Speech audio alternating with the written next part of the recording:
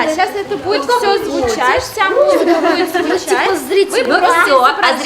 С этим заданием пестричинские школьники справлялись легко. Инсценировать произведение Габдуллы Тукая не составляло труда. Все они знакомы с раннего детства.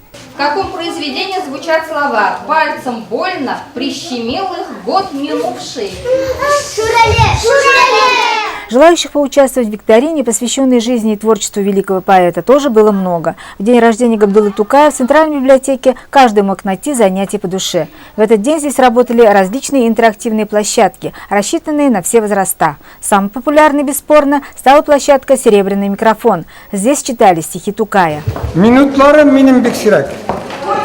Мин үзім да білмейм, не ешіндір, бұ жаныма күн да сен керек. Өзім үшін түгел, сенің үшін өз бақшамда сақтың бір гүліне. Ой көрді да қияш алды сені, болдың бигерәк қысқа ғұмырлы. Габдулла Тукайдың туған күні бізде ел сайын зор итеп үткәрелә. Мы каждый год широко отмечаем день рождения Габдуллы Тукая. В течение всей недели в сельских библиотеках проходят различные мероприятия.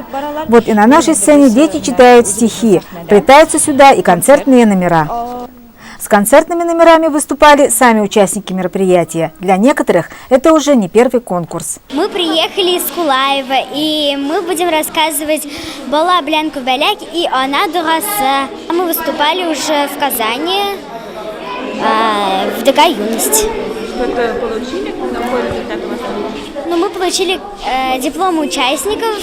Мин булдым ватанда, созвездиеда, Габдулла Тукайдың туған күнінде.